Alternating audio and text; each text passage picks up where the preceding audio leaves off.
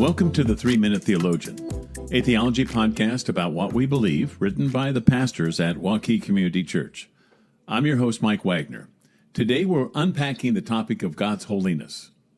God's holiness means that He is completely other, separate from sin, and truly devoted to His own glory.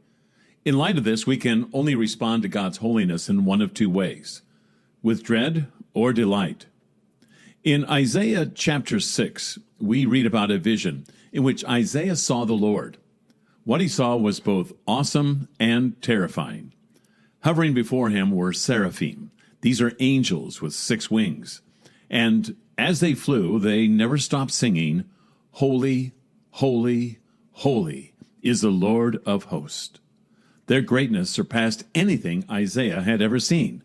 And yet, his eyes were still drawn upward. Beyond the angels was a temple, and in it a throne. He couldn't see who was sitting on the throne, but the radiance of that king's glory filled the temple. Terror crept into Isaiah's mind. He was in the presence of the King, the Lord. Then the Lord spoke from his throne. The earth quaked violently. The temple filled with smoke. Darkness enveloped Isaiah, and he was filled with dread.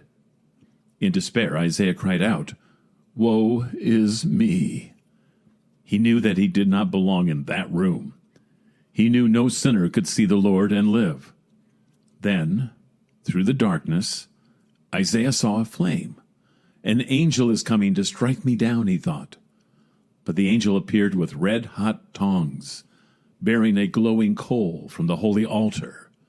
Then, to his shock, the angel touched this holy coal to his unholy lips and said, "Behold, your guilt is taken away, and your sin atoned for." Instantly, Isaiah's dread of the Lord's holiness was changed. He now stood before the Lord without fear, for he had been made holy. God's holiness is the crown of all his attributes. God is exalted in holiness because he is holy in all his nature and holy in all his works. His love is holy. His justice is holy. His majesty is holy. And his power is holy.